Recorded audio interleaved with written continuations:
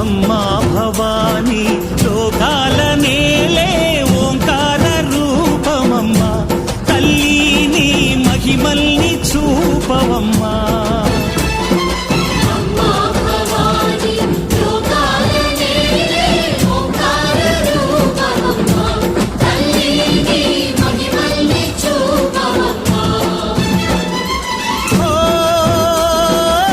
సృష్టికే దీపమా